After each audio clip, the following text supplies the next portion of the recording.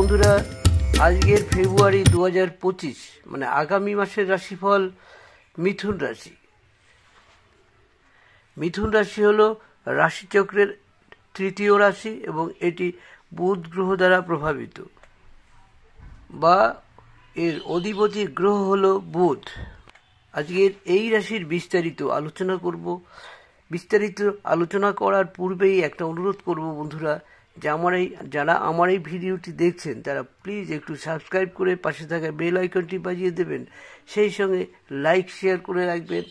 আরও সুন্দর সুন্দর ভিডিও যাতে আপনাদের সামনে তুলে ধরতে পারি, আপনাদের খুব ভালো লাগে।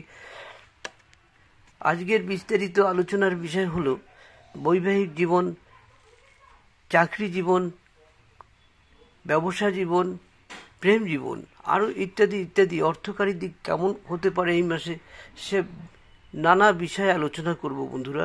আসুন আমরা বিস্তারিত আলোচনা শুরু করি। বন্ধুরা, চাকরি সংক্রান্ত অনেক ব্যস্ততা থাকবে এবং আপনাকে ভ্রমণ করতে হতে পারে, মানে চাকরির ক্ষেত্রে প্রচুর ভ্রমণ করতে হতে পারে এবং খুব ব্যস্তও থাকবেন। শিক্ষার্থীদের ক্ষেত্রে এই মাসটি কিন্তু তাদের পক্ষে খুব ভালো ফলাফল নিয়ে আসবে। এই মাসে যেটুকুই পড়াশোনা করবেন সেটি কিন্তু আপনার পড়াশোনার খুব কাজে লাগবে এবং সফলতা অনেকাংশেই আপনারা পেয়ে যাবেন। বন্ধুরা, কর্মক্ষেত্রের কথা যদি বলি, কর্মক্ষেত্রে আপনার সহকর্মীদের সাথে আপনার বন্ধুত্বপূর্ণ ব্যবহার থাকবে, আর তার ফলে আপনার প্রভাব বাড়বে এবং কাজের অনেক কাজ বেড়ে যাবে।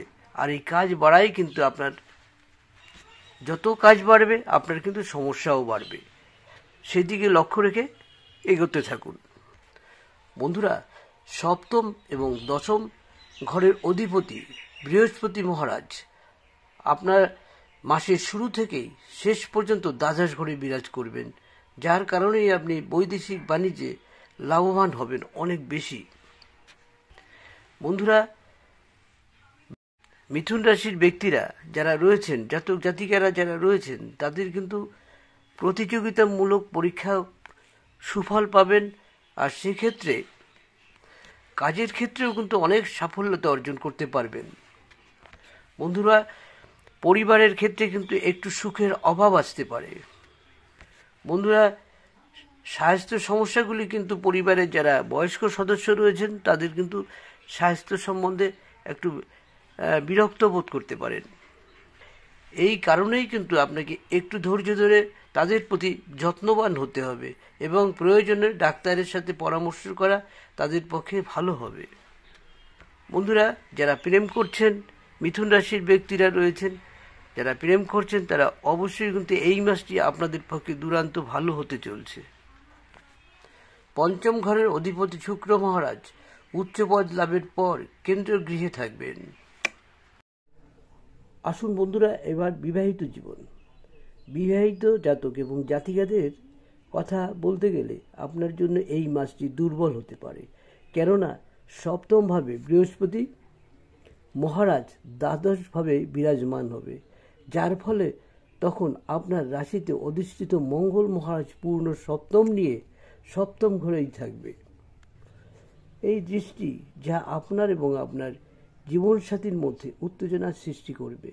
আপনার আয় যাই হোক না কেন, অপচয়, আপনার খরচ একই থাকবে, তবে তিনি ভালো অবস্থায় থাকবেন এবং ভালো কাজে থাকবেন, তাই আপনার কোনো সমস্যাও থাকবে না।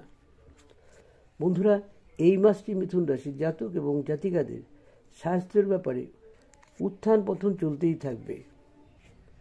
মঙ্গল মহারাজ মাসের শুরু থেকেই আপনার রাশিচক্রের বিপরীতমুখী অবস্থায় উপস্থিত থাকবেন, যার কারণে আপনি অনিয়মিত রক্তচাপ, ত্বক সংক্রান্ত সমস্যা, যে কোনো ধরনের অ্যালার্জির মতো সমস্যার সম্মুখীন হতে পারেন। প্রথম উপায় বলবো, যেসব সমস্যাগুলো রয়েছে বন্ধুরা, সেই ক্ষেত্রে একজন স্কিন ডিজিজের ডাক্তার অবশ্যই দেখান। তাতে কিন্তু আপনার বুঝতে পারবেন যে, সেই ডাক্তার বুঝতে পারবে যে কেন আপনার এই ধরনের ঘটনা ঘটছে,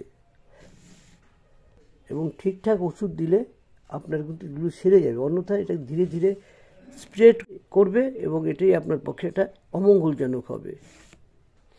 বন্ধুরা, যারা এই রাশির ব্যক্তিরা তারা অবশ্যই একটি স্টোন নিতে পারেন। ডিপ চাপা রঙের মানে কালোর দিকে হবে এমন একটি পান্না অবশ্যই নেবেন। এটি আপনার ডান হাতের কনিষ্ঠাও নিতে পারেন অথবা মধ্যমা আঙ্গুলেও নিতে পারেন। এই পাথরটি পান্না হবে, কিন্তু পান্নাটি দূর থেকে মনে হবে কালো রং। এই ধরনের একটি পান্না নির্বাচন করবেন এবং এটি পরবেন। আপনার কালো রং যেমন শুভ, তেমনি পান্নাটাও আপনার অনেক শুভ হবে। যেমন বুদ্ধিদীপ্ত হবে, সম্মান বাড়বে এবং আপনার নানা রকম সমস্যা থেকে মুক্তি পাবেন। কীভাবে শোধন করবেন এই পাথরটি বন্ধুরা?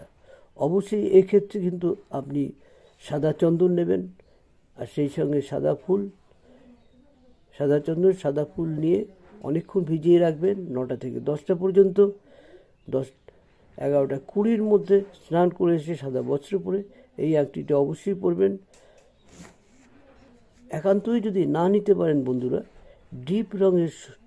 ডিপ সবুজ রঙের জামা অবশ্যই পরবেন। ইস্ত্রি করে ধুয়ে পরিষ্কার পরিচ্ছন্নভাবে যাবেন, অবশ্যই কিন্তু আপনি ভীষণ ফল পাবেন। প্রতি বুধবার অবশ্যই সরস্বতী ঠাকুরকে ধূপধুনা দিয়ে সাদা প্রসাদ দিয়ে নমস্কার করে সেই প্রসাদ আবার নিজে খেয়ে আপনি স্কুলে যান বা পড়াশোনায় থাকুন, আপনি ভীষণ ফল পাবেন। বন্ধুরা, যেসব মন্দিরে পূজা হয়, গণেশ পূজা হবে, সেইখানে গিয়ে আপনি অবশ্যই লাল লাড্ডু দান করুন। সেটি প্রসাদ হিসাবে আপনি খান, বাড়ির জন্য নিয়ে আসুন এবং ওখানে যারা ছোট ছোট বাচ্চারা থাকবে তাদেরও বিতরণ করুন। এতে কিন্তু আপনার অনেক ভালো ফল পাবেন। আরও কিছু উপায়ের কথা আপনাদের বলবো। প্রতি শনিবার এবং মঙ্গলবার আমিষ জাতীয় খাবার একদম খাবেন না। এই 2 দিন নিরামিষ ভোজন করবেন। শাস্ত্রমতে দেখা যাচ্ছে, শাস্ত্রমতে বলছে এই 2 দিন যদি নিরামিষ কন্টিনিউ খেয়ে যান তবে কিন্তু আপনার বিভিন্ন দিক থেকে সাফল্যতা আসবে। তাই মেনে চলুন এই ধরনের টোটকাগুলি অবশ্যই। বন্ধুরা, অনেকে পশু পালে, বাড়িতে কুকুর পালে, কেউ পাখি পালে, অ্যাকুরিয়ামে মাছ রাখে। সুতরাং এগুলো কোনোটাই এই রাশির জাতকদের করা উচিত না। এতে আপনি অমঙ্গল আপনার ঘরে ঢুকবে এবং নানা বাধার সৃষ্টি হবে।